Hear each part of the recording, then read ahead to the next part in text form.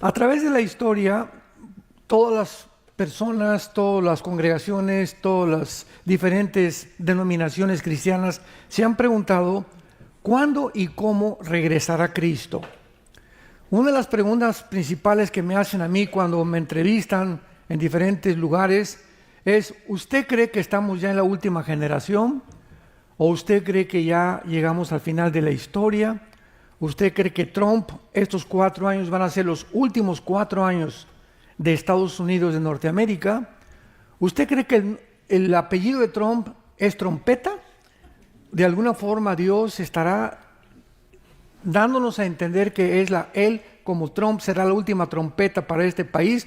En fin, hay cantidad de preguntas que tenemos nosotros que contestar. Pero cuando me hacen esta pregunta, ¿qué señal podría yo dar? Bíblicamente, desde luego. No, pues yo soñé o se me apareció un ángel. No, de ninguna manera. ¿Qué es lo que dice la Biblia? A la ley y a la palabra nos remontamos. A la palabra profética más segura. ¿Qué señal podría yo compartir con toda seguridad de que nos encontramos en la última generación? Y respondería solamente con una sola palabra: Israel. Israel. Cuando el zar Nicolás II, que fue el último zar de Rusia a finales del siglo XIX, cuando entró ya la revolución bolchevique y mataron a toda la familia del zar con sus hijos, llegó un misionero que le hizo la misma pregunta el zar al misionero: ¿me puede usted demostrar que Dios existe? Y el misionero le contestó con una sola palabra: Israel. Cuando nosotros no conocemos ni entendemos el significado, el centro donde Dios puso el termómetro de toda la historia humana, que es la nación de Israel, no vamos a entender la Biblia. No vamos a entender en qué tiempo estamos, ni por qué Dios escogió también a esta nación de una forma milagrosa. Todo el mundo sabemos, ¿verdad?, que nadie conoce el día ni la hora. Dice la Biblia, Marcos 13:32, sin embargo, sí podemos conocer las señales de los tiempos. Entonces no podemos poner una fecha, ¿verdad? Viene en junio el Señor Jesucristo o el rapto, etcétera, etcétera. Pero sí tenemos señales que el regreso de Israel, el 14 de mayo de 1948, marcó la cuenta regresiva de las profecías de los últimos tiempos. Vayamos rápidamente al libro de Mateo, Evangelio de Mateo, capítulo 24, y veamos estas palabras del Señor Jesucristo después de que en todo el capítulo 24 de Mateo, Él comienza a compartir las cosas que iban a suceder en la respuesta que les da a sus discípulos. Porque le preguntaron a los discípulos qué señal hay de los tiempos, qué señal hay de tu venida, etcétera, etcétera. Y todos sabemos lo que Cristo contestó. Habrá guerras, rumores de guerra, se levantará nación contra nación. Y sabemos que fue hasta el siglo XX, por primera vez en la historia, que la Primera Guerra Mundial sucedió. 1914 y 1918. Entonces, nunca jamás antes en la historia se había levantado nación contra nación. Toda la historia está manchada de sangre, derramamiento de guerras, revoluciones, golpes de Estado, pero hasta el siglo XX se cumplen las profecías de Mateo 24, nación contra nación. Posteriormente, en 1939, 1945, la Segunda Guerra Mundial. Y como consecuencia surge Israel el 14 de mayo de 1948. Y dice Cristo en Mateo 24, versículo 32, nos da un ejemplo, que esto no es, ¿verdad?, más que una similitud o algo relacionado con la nación de Israel, como lo vamos a ver. Y tiene una profundidad en las palabras de Cristo que vamos a corroborar y a confirmar a continuación.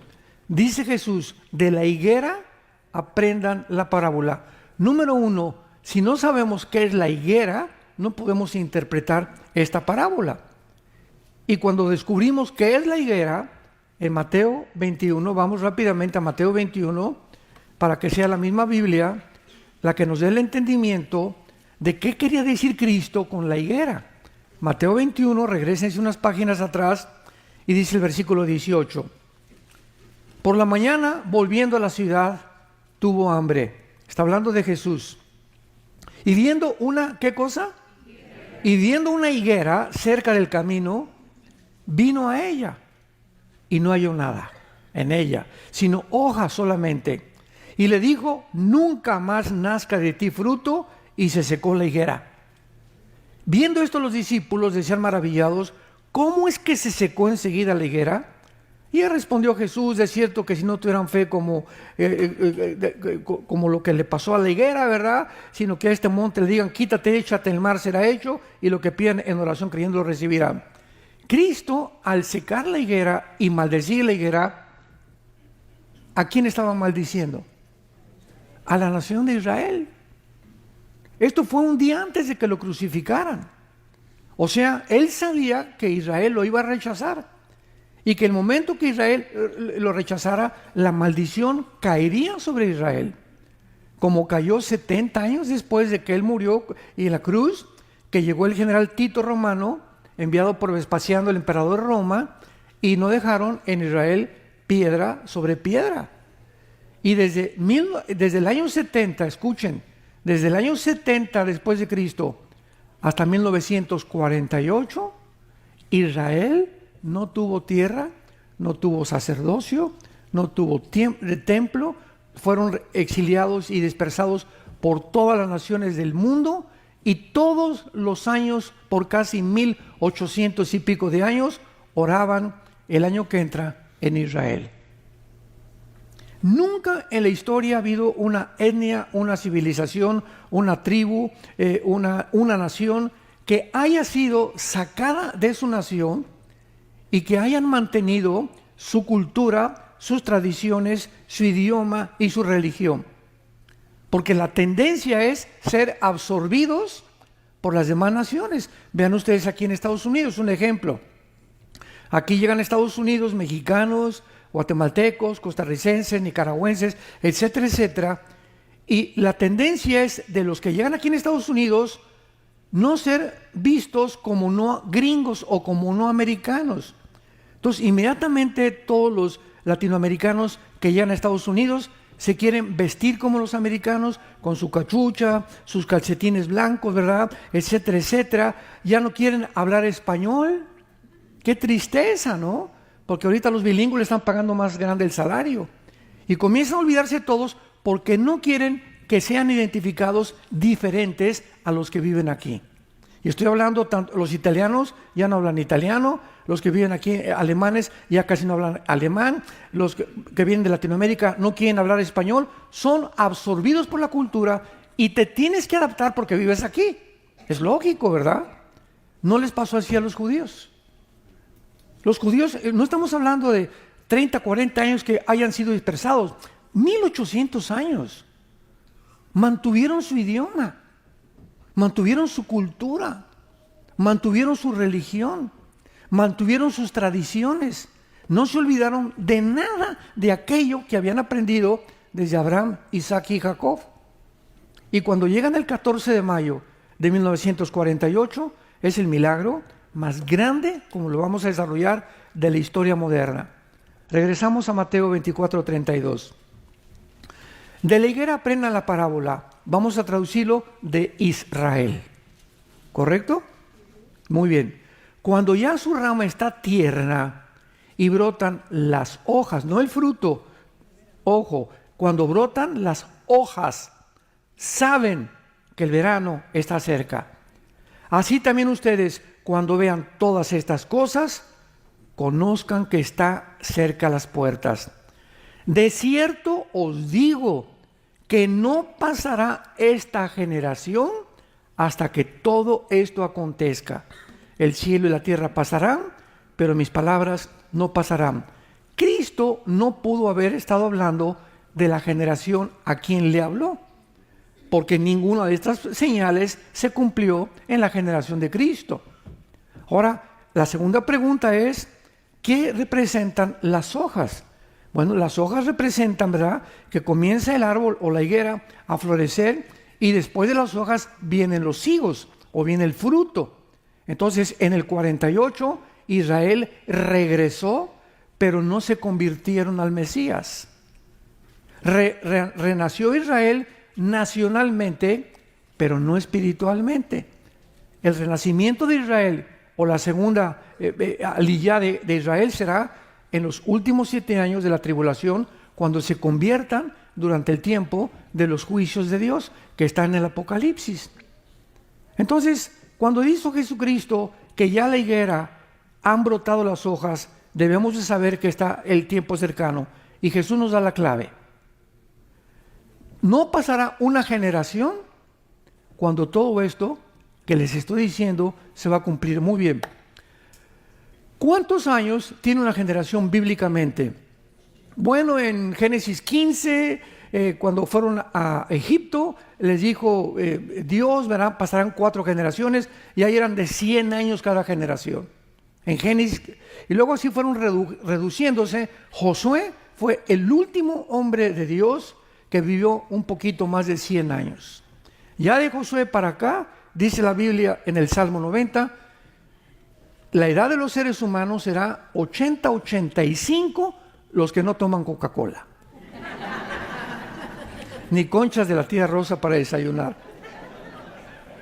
O sea, los más robustos, los que se cuidan, los que beben 2 litros de agua diarios, los que hacen ejercicio, van a llegar a los 80, 85, y muchos hasta los 100, como el doctor Billy Graham, ¿verdad? El más grande evangelista del siglo pasado, que casi muere a los 100 años. Entonces, realmente el equilibrio se encuentra entre 80 y 85 años. Muy bien. No pasará una generación. De 1948 y le sumamos 80, ¿cuánto da? 2028. ¿Acaso estoy yo diciendo que Cristo viene en el 2028? De ninguna manera, porque el calendario fue alterado por el Papa Gregorio en el siglo III de la época cristiana. Entonces, el calendario judío es de 360 días y el Papa Gregorio lo cambió a 365 días. Se le agregaron 5 días, minutos y segundos al calendario que tú y yo estamos sometidos a él. Entonces, le agregamos los años bisiestos, ¿verdad? Entonces, hay un revoltijo ahí, ¿verdad? En 2028. ¿En qué año nos encontramos entonces realmente? Muy bien, para no hacernos tantas bolas. Cuando Dios dijo, en 6 días va a ser creada la tierra y en el 7º van a descansar, dice 2 Pedro 3, que para Dios un día son 1000 años y 1000 años son como un día. Entonces ahí establece un patrón cronológico Dios en la creación, mostrándonos que la humanidad iba a existir durante 6000 años. Vamos a hacer cálculos. De Adán a Abraham pasaron 2000 años. De Abraham a Cristo pasaron 2000 años. Y no hay la menor duda que de Cristo a nuestros días estamos en el año 2024. El problema está que parece que nos sobran 24 años, ¿verdad? Porque debió haber acabado o venido Cristo en el año 2000. Entonces, ¿cuál es el problema? Es muy fácil de resolver. Porque estamos en el 2024, sin embargo, ¿desde cuándo estamos contando los últimos 2000 años? ¿Desde cuándo? ¿Desde el nacimiento de Cristo o desde su muerte? Desgraciadamente lo están contando desde el nacimiento de Cristo. Entonces estamos en el 2024, réstale 33 años de la vida de Cristo, que son el tiempo de la ley. Él murió y la dispensación de la gracia comienza en la muerte de Cristo. Ahí, por eso Lucas, Mateo y Juan, los evangelios están bajo la ley.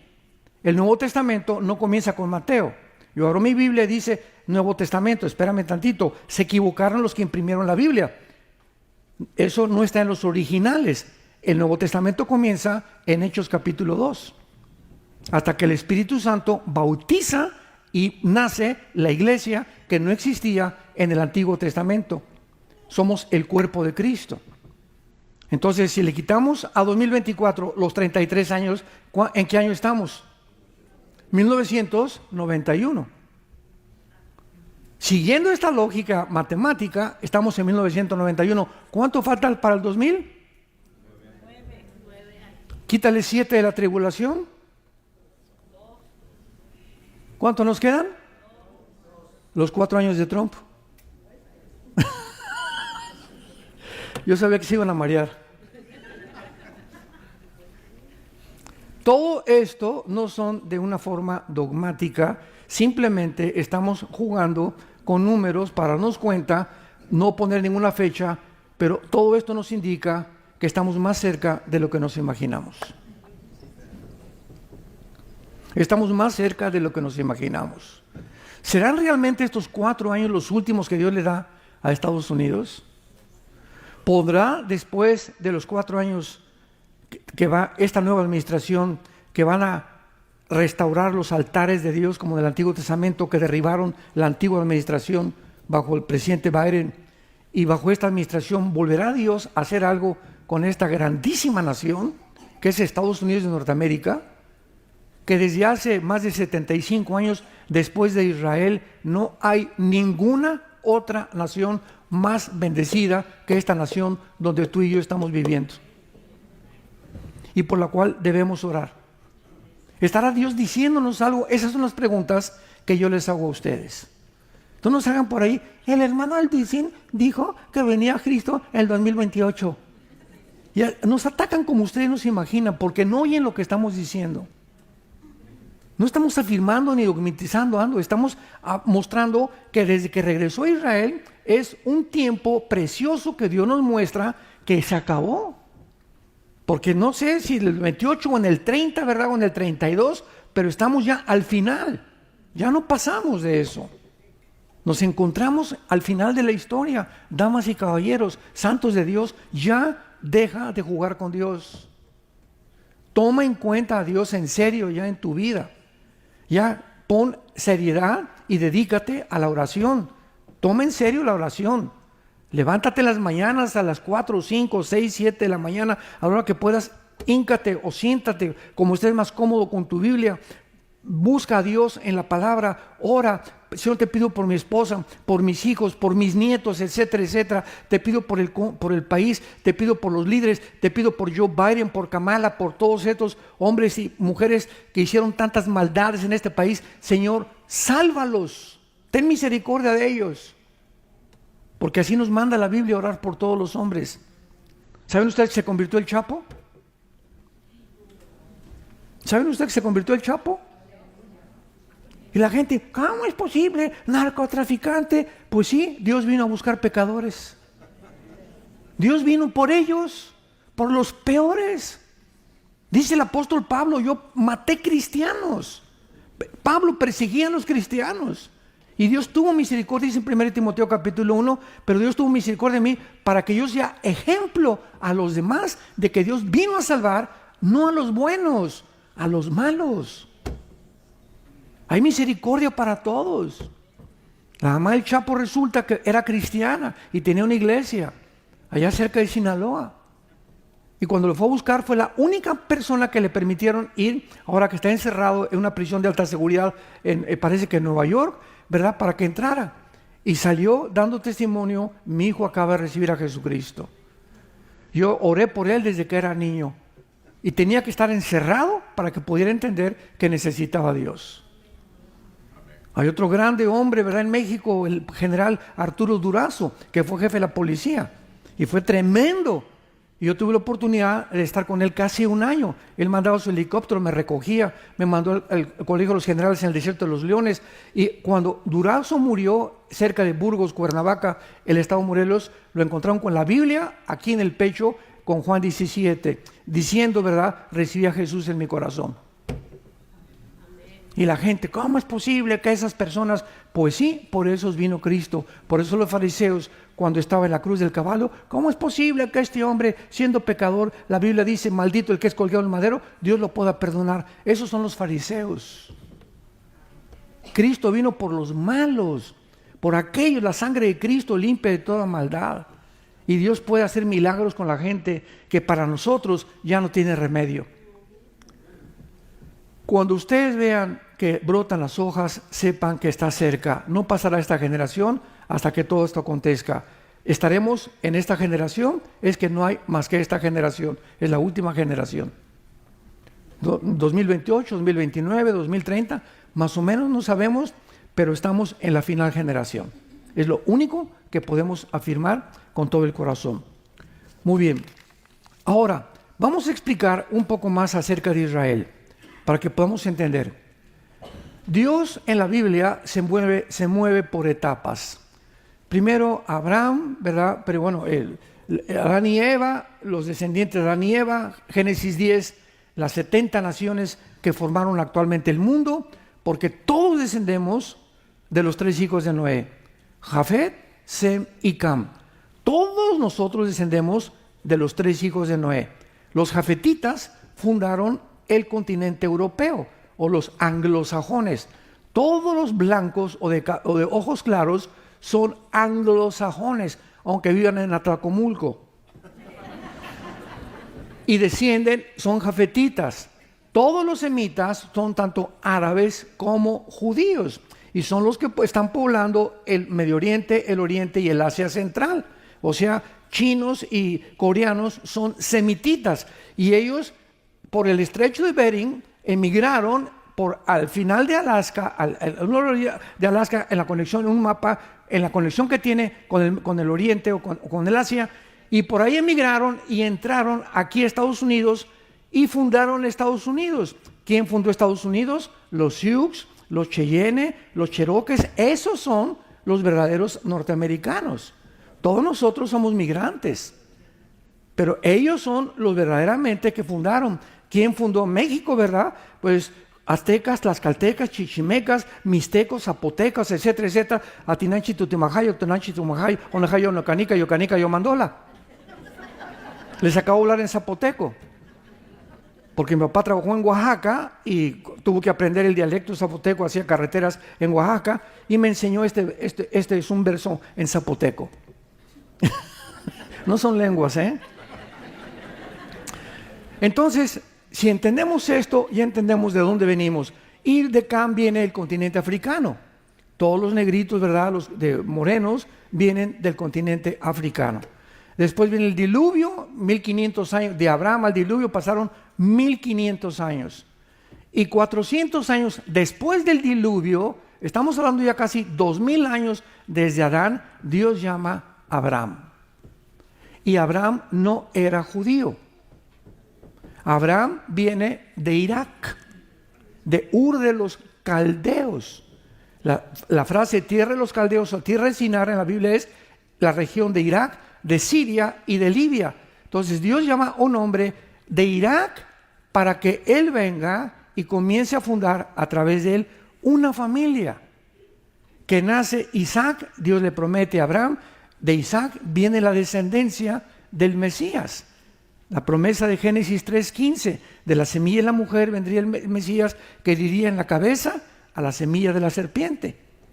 Entonces, de Isaac vino Jacob. Se le cambia el nombre de Jacob cuando lucha con Dios y se le pone Israel, que significa el que lucha al lado de Dios. Por eso dice Gálatas que nosotros, la iglesia, somos los verdaderos israelitas, porque ahorita Dios tiene en la banca a Israel y a nosotros nos está usando porque luchamos junto con Él. Y Él está de nuestro lado también. Entonces, si entendemos esto, vamos a entender la historia. Entonces ya se forma una familia. De Jacob nacen 12 hombres, 12 tribus. Y de una de las 12 tribus viene el Mesías, de la tribu de Judá. Que Judá significa alabanza. Entonces de ahí viene David, de ahí viene Salomón, y de ahí viene toda la descendencia hasta la Virgen María. Y cuando la Virgen María, no sabía ella, una muchacha humilde, tenía entre 14 y 18 años. Porque la palabra para virgen en el hebreo es alma, con H al final, que significa una doncella entre 14 y 18 años. Y les aparece el ángel Gabriel y le dice, vas a ser mamá. Pero ¿cómo que voy a ser mamá? Si ni a Cancún nos hemos ido de luna de miel. Estamos comprometidos, José y yo. No, no, no te asustes, le dice el ángel Gabriel, que es el mensajero de Dios. María, el santo ser que vas a tener en tu vientre no va a ser el esperma el que está comprometido contigo, de José, sino que el Espíritu Santo va a fertilizar tu óvulo y el esperma XY, que es el que determina el sexo masculino, lo va a poner Dios, hablando genéticamente. Porque tú eres hombre, porque tú tienes el cromosoma XY. Y tú eres mujer porque tienes el cromosoma XX. Así que si tienes el XY, y aquí te dice que no eres lo que biológica y genéticamente Dios te diseñó, tu problema es mental, no es físico. Pero es una persona que niega su sexo, es una persona que comienza a autodestruirse, porque está luchando contra Dios, está luchando contra su metabolismo, está luchando contra su sistema celular, inclusive, negando que yo no soy lo que mi biología me dice. Bueno, pues entonces eres el hombre araña. Así pues, pasa toda la historia en el Antiguo Testamento. Llegamos a la Virgen María. Cuando nace Jesucristo, nace por la obra del Espíritu Santo. Ahora la pregunta, que hasta 1954 no se podía contestar, era, ¿por qué José no pudo tener relaciones con María? ¿Por qué no podía nacer Jesús como tú y yo nacemos? ¿Qué cosa hay genéticamente, biológicamente, que la Biblia se adelantó a 1954? ¿Qué pasó en 1954? Bueno, se les da el premio de química a los doctores Watson y Crick, norteamericanos, porque descubren la molécula del ácido desoxirribonucleico, que es el ADN o el DNA en inglés. Y ahí descubren que cada célula de nuestro cuerpo, o sea, tenemos billones de células desde el cerebro hasta la punta de los dedos de nuestros pies, estamos pero invadidos, todo el cuerpo es células, y en cada célula de tu cuerpo y en cada célula de mi cuerpo hay información. Hay un código escrito, un programa, para que en el idioma de la cibernética, hay un programa en cada célula de nuestro cuerpo que determina quién eres tú y quién soy yo. En cada célula de tu cuerpo está el color de tus ojos, de tu piel, tu estatura, tu páncreas, tu estómago, tu piel, cómo eres, el color de tu piel. Todo está concentrado microscópicamente en cada célula de tu cuerpo. Y como esta información se encuentra contenida en cada célula, pues ahora desde Hitler, ¿verdad?, comenzaron a hacer, el doctor Mengele hizo los primeros experimentos de querer clonar a los seres humanos.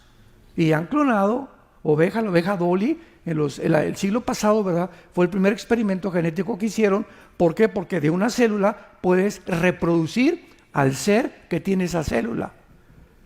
Y se determina también al descubrir la genética que el cromosoma o la célula del perro nunca se podrá cruzar con la gata, ni tampoco el caballo con una mula, ni el rinoceronte con un camello, ni el tiburón con un delfín, ni un halcón con una águila.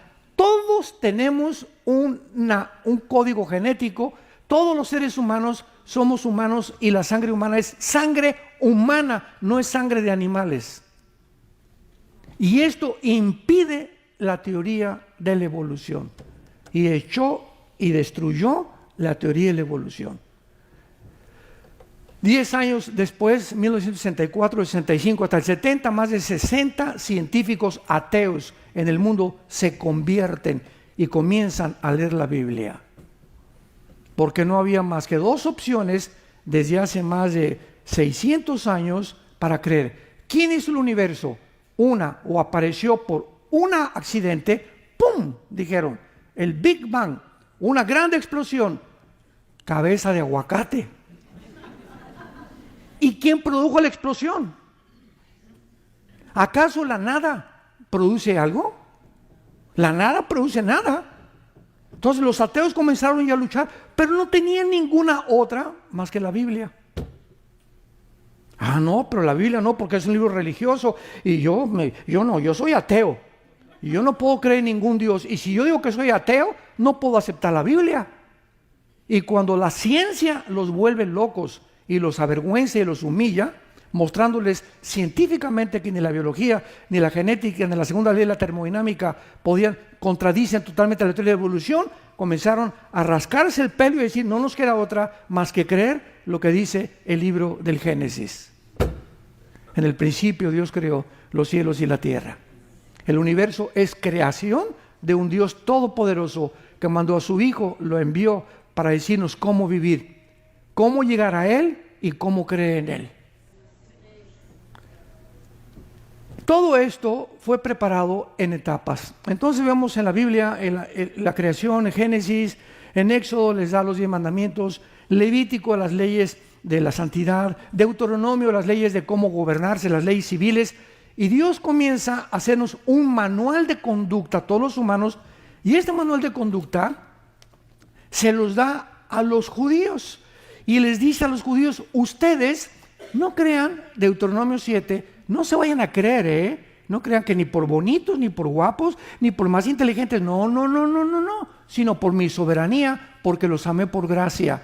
Y así como escogí ustedes, pudo haber escogido a los mexicanos, a los españoles o a los franceses, el hecho es que Dios escogió un grupo determinado para a través de ellos enviar al mundo la Biblia. Vayan al mundo, aquí están mis leyes, aquí están mis códigos de conducta, y predíquenlos al mundo entero. Ellos fallaron y vino Jesucristo y lo rechazan. A quienes Dios les había entregado sus leyes, lo crucifican. Y ahora Dios levanta una nueva entidad que somos tú y yo, que se llama la iglesia. Y ahora le agrega el Nuevo Testamento y nos los da a nosotros. Y se completa este libro sagrado en 66 libros que contienen la mente y la voluntad de Dios para tu vida y para mi vida. Y esta nación, después de Israel, es la única en el mundo que en los tribunales te hacen jurar sobre el Corán, sobre el Triquivaca, sobre los Vedas. Jura usted decir la verdad y por la verdad, hasta cuando nombran presidente, hasta Obama juró sobre la Biblia. Hipocritón.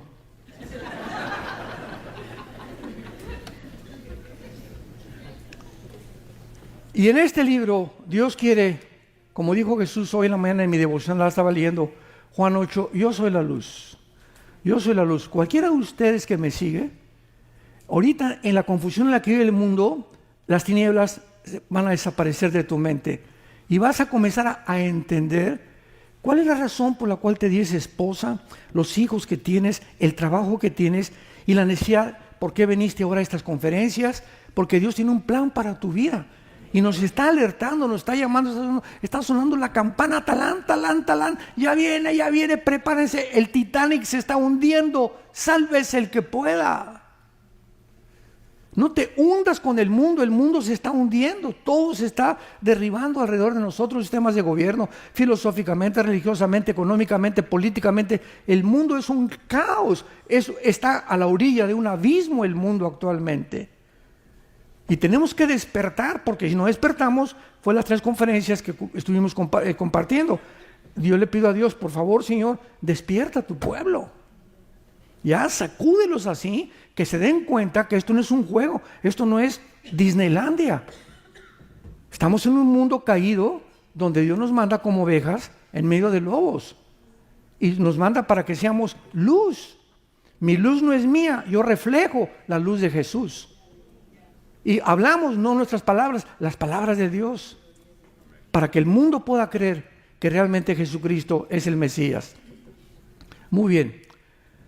Para que Israel volviera a aparecer en la historia humana en el 48, Dios tuvo que trabajar también con eventos. Otra vez, con manzanitas vamos a explicarlo, vamos a aterrizar un poco más. Cuando tú ibas a ser ingeniero, pasaste por primaria, secundaria, preparatoria y universidad. o elementary, junior high, high school, university, como dicen aquí en inglés.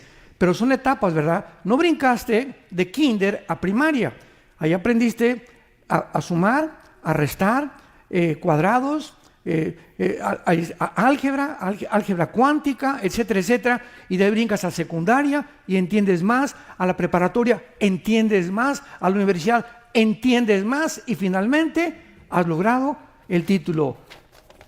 Juan Cambaney, usted es doctor, usted es médico, usted es abogado, y este título lo pongo en mi oficina para que la gente que entre vea que soy psiquiatra, psicólogo, ingeniero, arquitecto, que luché y pasé muchas etapas y no fue fácil para llegar a donde estamos actualmente. Dios hace todo en etapas. Cuando yo me convertí a Cristo, yo nunca supe lo que Él quería para mi vida porque yo fui ateo. Pertenecía al Partido Comunista Mexicano. Yo me quería ir a Cuba a luchar con la guerrilla urbana. Tenía una foto del Che Guevara grandísima, era mi ídolo en mi casa. Y estaba completamente decepcionado de la religión. Jamás me enseñaron a Jesús, éramos muy católicos. Mi papá traía su cordón de San Francisco de Asís, yo fui moganillo, quería ser cura yo a los 13 años de edad. Y cuando me dicen que tenía que hacer el voto de celibato sacerdotal, o sea, que un cura no se puede casar, les dije, bye bye. Ahí me gustan las mujeres.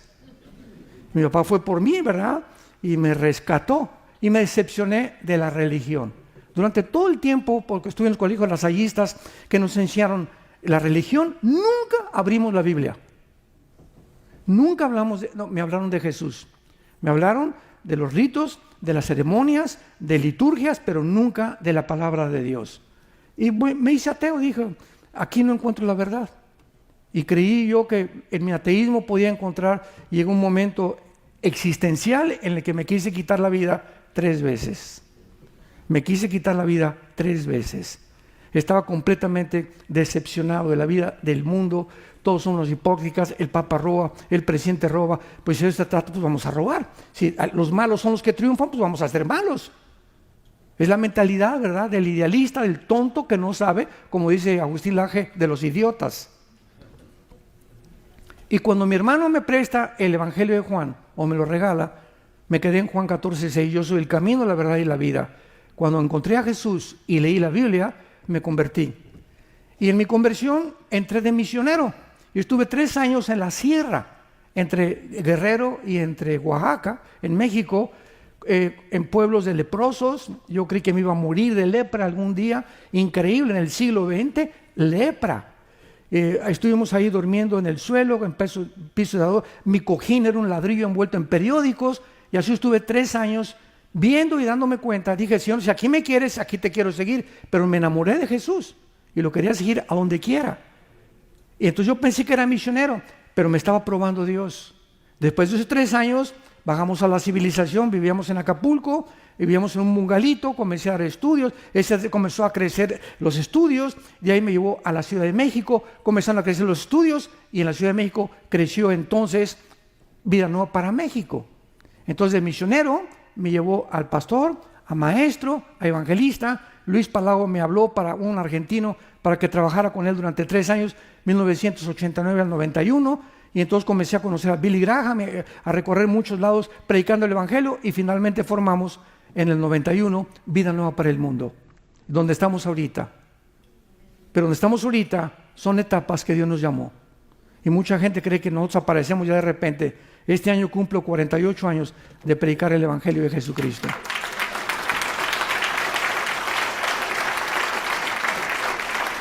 Han sido años muy difíciles, han sido años que hemos luchado, como ustedes no se imaginan. Hemos sufrido persecución, divisiones, etcétera, etcétera, amenazas de muerte. Ustedes no se imaginan lo que atravesamos para que Dios nos use como nos está usando. Y lo primero que nos hace es, antes de usarnos, es aplastarnos y humillarnos. Y en esos 3 años en la sierra como misionero, Dios me sacó todo aquello que yo podía creer que era mío, para que me pudiera usar. Dios llamó a Moisés después de Egipto 40 años, y estuve estudiando jeroglíficos, e historia y geografía y el idioma de los egipcios, etcétera, etcétera. Y cuando Dios lo llama, lo lleva 40 años a ver lagartijas en el desierto.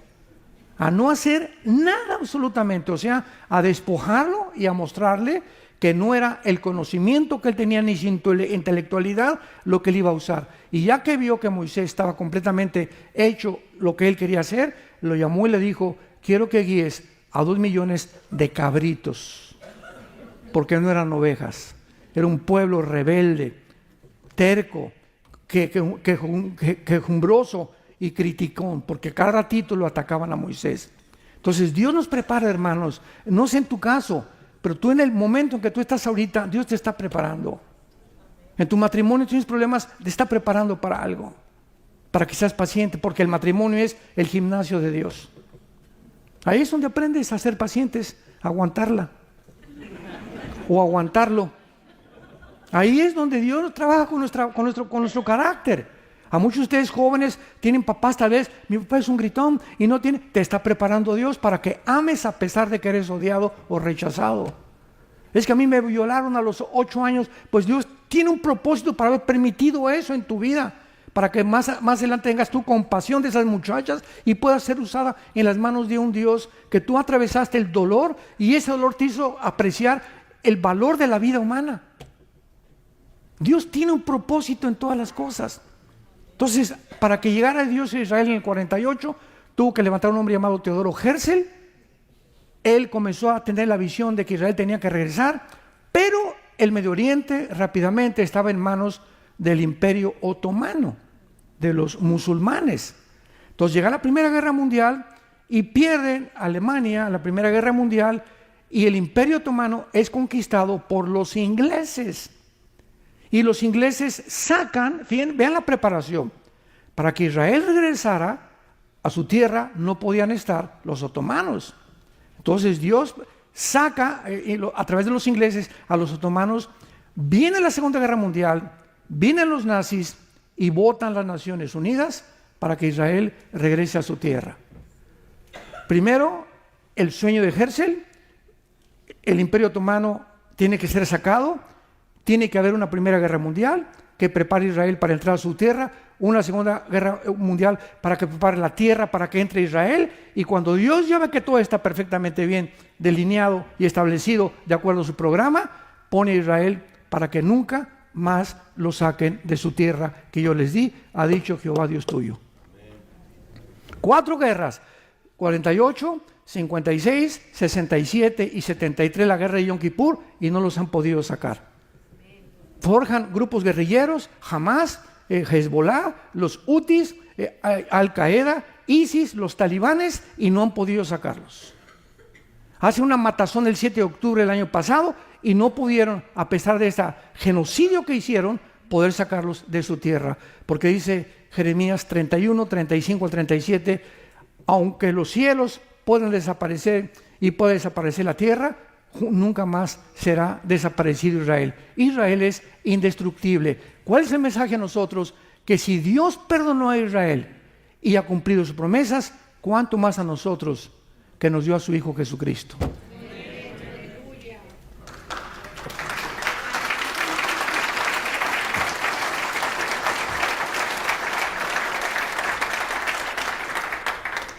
La prueba más grande que Dios existe es Israel. La evidencia más grande de la fidelidad de Dios es Israel. Nadie hubiera podido soportar un pueblo que es minúsculo ahí del Medio Oriente, la única democracia en el Medio Oriente, rodeados por más de 30 millones de árabes que no han podido sacarlos. No han podido echarlos al Mediterráneo. Y el odio que hay contra ellos no es contra los mexicanos, ni contra los americanos, ni contra los italianos, ni contra los budistas, ni contra los maometanos, ni contra los musulmanes. ¿Por qué el odio es contra Israel? ¿Por qué? Porque el diablo sabe lo que Dios les dio y a través de ellos vino la Biblia y a través de los judíos vino Jesucristo. ¿Por qué el odio contra la mujer? Venimos platicando de los pastores en el carro. ¿Por qué todas las mentadas de mamá son contra la mamá? ¿Por qué no contra el papá? En todos los idiomas, no se han fijado en eso. ¿Por qué no contra el papá? ¿Por qué siempre la mamá? Mamá, ¿qué tiene la culpa que me la insultes? ¿Por qué? Porque desde el principio de la creación, Satanás odia a la mujer. Porque a través de la mujer vendría el Mesías. Y si detiene los nacimientos, Satanás, pues como vimos en la pandemia, nos quieren eliminar la población. Entonces, ¿a quién usa Satanás? Para humillar a las mujeres, para golpear a las mujeres, a nosotros los hombres. De ahí viene el machismo. Esto es algo que viene, es bíblico, no es psicológico, no es emocional. El machismo viene, ¿verdad? Los hombres, se nos enseñó, la mujer, como decían los griegos, es para la cama, para la cocina y para que me cuide a los niños. Y comenzó a correrse esto en el mundo entero, árabes, judíos, mexicanos, etcétera, etcétera. Tómala y déjala. Y usted está para que me haga los chilaquiles. Y ándele y muévase. Y comenzamos a despreciar a la mujer. Nos casamos, no le abrimos ni la puerta del carro, ya no le damos flores, ya no le decimos que la amamos, perdemos el enamoramiento, perdemos el romance. ¿Por qué? Porque somos hijos de macho camacho. Y entramos a Cristo y entramos al cristianismo, y lo primero que Dios trabaja con nosotros los hombres es con el machismo. Y ahora nos dice Dios: si tu esposa no es tu reina en tu casa, no te acerques a orar conmigo, ni te pares a predicar tampoco, ni a tocar ningún instrumento. Ve, pídele perdón a tu esposa y hazla la reina de tu casa, y sé considerado, y sé atento, y sé un caballero con ella, y sírvela en lugar de que ella te sirva. ¿Por qué? Porque yo los amé en la cruz. Ama a tu esposa como yo también en la cruz. Efesios 5. Y cuando comenzamos los hombres a aceptar esto y a actuar de la forma que Dios nos está mandando, escuchen esto, no se imaginan, no tienen idea, varones, cómo te va a bendecir Dios. No se imaginan cómo los va a bendecir Dios, cómo nos va a bendecir Dios cuando obedecemos y somos la clase de varones que a nuestros hijos les daremos el ejemplo. Para que nuestros hijos sepan, mis papás nunca le pusieron una mano a mi mamá. Y si no, estas maldiciones se transmiten de generación en generación. Y tenemos que parar ya las maldiciones de nuestros padres. Yo recuerdo mi abuelo fue parrandero y jugador, de parte de mi padre. Mi papá a los 15 años, ven para acá muchacho, me dio un dinero, vete a un prostíbulo porque ya estás grandecito para que te desquinten. Así me dijo mi papá.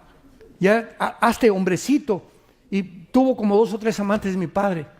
No era cristiano, era católico, pero su cordón San Francisco. Y se persinaba todos los domingos. Pero era el diablo en persona. Murió pobrecito, ¿verdad? Muy joven, fumaba 3 cajetillas de cigarros, se puso muy gordo, era muy alto, como 1,90 de estatura. Pero me dejó un ejemplo, ¿verdad? En el que yo no lo quise seguir. Ya Dios lo va a perdonar y ya Dios sabe dónde está y todo, ¿verdad? Pero yo no quiero seguir el ejemplo. Dios me convirtió, Dios me transformó, para que podamos comunicar esto al mundo. Dios viene a revolucionar nuestra vida, a transformar nuestra vida. Si tú te dices cristiano, con esto termino, si tú te dices cristiano y sigues siendo la misma persona de hace 5 años, mentiras que has cambiado. Si tú te dices cristiano y tu esposa te dice, en el último año has cambiado impresionantemente bien, Cristo está en tu vida. Porque Él vino a cambiarnos. Una vez estamos en un seminario de matrimonios que tenemos en la Riviera Maya acá todos los años en octubre, y me dice una hermana: oiga, pastor, fíjese que mi esposo pues me pega mucho y es muy malo conmigo. Y le hablé: a ver, venga para acá, don Fulgencio. Y se para, tengo un sombrerote grandote. Sí, pastor. Le digo: ¿por qué hace usted con...? Porque así soy, y así me hicieron mis papás. Y dije: pues ¿sabe qué, don Fulgencio? ¿Cuántos años tiene usted en Cristo? 6 años. Y en 6 años usted le sigue poniendo la mano a su esposa. Usted es un hipócrita, le dije. Usted arrepiéntase de su vida. Porque si usted no ha cambiado, porque es que así soy y así me encargaré. Le dije: no, Cristo vino a cambiarnos. Nunca digas así soy. No, ya no quiero ser así. Dios, transfórmame a la imagen y semejanza de tu Hijo Jesucristo. Si no tenemos un cambio radical, que mis amigos me digan, cuando me convertí, me estaban diciendo: Armando está planeando algo y se metió en una religión. No creían que yo me había convertido, de lo malo que era yo antes. A mi hermano le puse 2 veces la pistola en la cabeza y le dije, si tú me hablas de Cristo, te voy a matar a mi hermano, que me dio a Cristo después. Así era mi corazón de amargado y de duro en que yo estaba contra la vida, porque así fue como me habían tratado. Y viene a Cristo a mi vida y me dice, pues vengo a cambiarte, tú no puedes seguir siendo así. Despójate de tus traumas y de tus complejos y todas esas cosas, porque si no lo haces, no me dejas que el Espíritu Santo transforme tu vida a mi semejanza. Aprendan de mí, que soy manso y humilde de corazón. Dios nos quiere hacer mansos, nos quiere hacer humildes, nos quiere hacer siervos de nuestra esposa, para que imitemos lo que hizo Cristo por nosotros, y entonces Dios comienza a tratar con tu vida, a bendecir tu trabajo, a bendecir tu salud, a bendecir tu matrimonio, a bendecir tus hijos. Si tú no aceptas esto en tu vida, jamás podrás llamarte verdaderamente hijo e hija de Dios.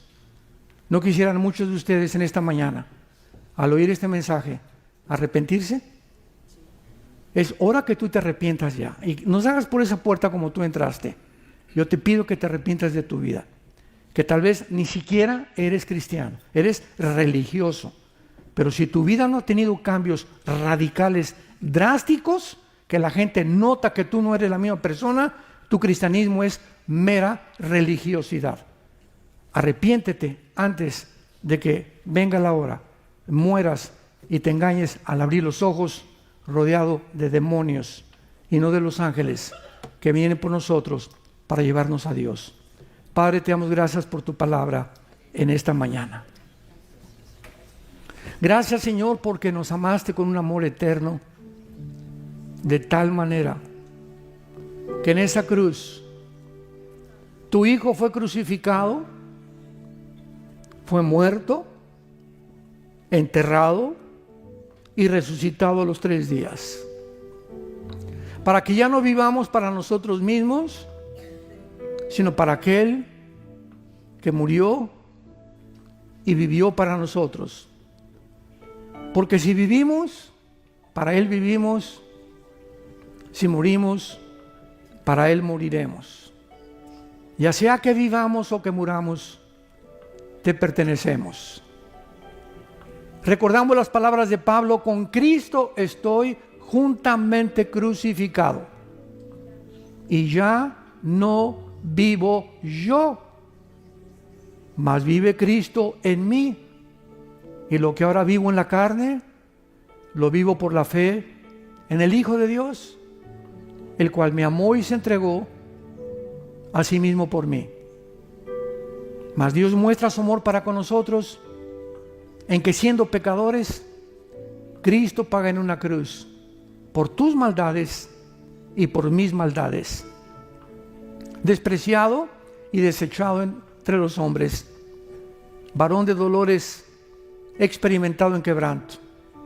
Escondimos de él el rostro, fue rechazado y no lo estimamos, mas ciertamente Él llevó nuestras enfermedades. Él llevó nuestros dolores.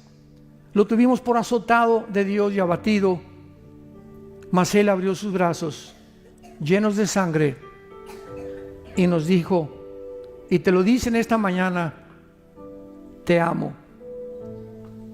Dios te ama. Dios nos ama. Y el que no escatimó a su Hijo, ¿cómo no nos dará todas las cosas si nosotros se las pedimos? Ábrele tu corazón esta mañana y dile: perdona mis pecados, me arrepiento de toda mi vida pasada, Señor. He escuchado que tal vez ni siquiera te tengo en mi corazón. Quiero experimentar ese cambio que tú prometes en la Biblia a los que te siguen. Por eso, Jesús, te pido que entres en este instante a mi corazón. Creo que a los 3 días resucitaste y que cuando yo muera, moriré en paz, porque he hecho la paz contigo en esta mañana mediante la sangre de tu cruz. Y te doy las gracias por tan grande amor. En el nombre de Jesús. Amén. Los cielos y la tierra pasarán, pero mis palabras permanecerán. Gracias a Dios por su palabra.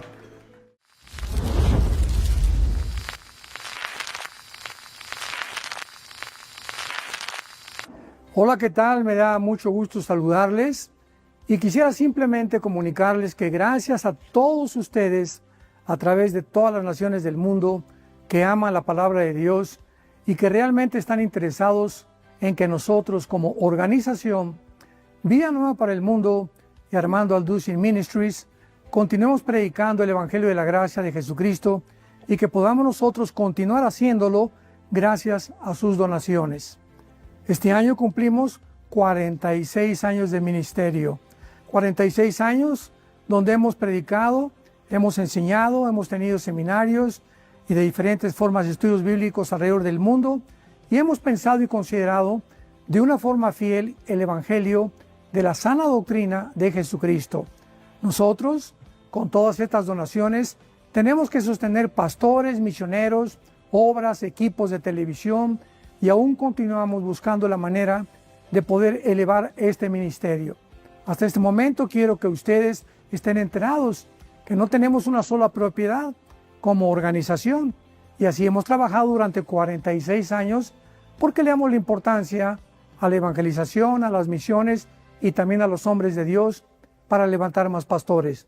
Le damos las gracias y que pueda Dios con su gracia tocar sus corazones y que puedan ustedes invertir en un terreno donde es fructífero, porque creemos que ha producido bastante buen fruto para la gloria de Dios. Gracias, muchas gracias por sus aportaciones y por las donaciones que sabemos ustedes continuarán haciendo para que podamos continuar siendo fieles en la predicación del Evangelio de la gracia de Dios. Que Dios les bendiga.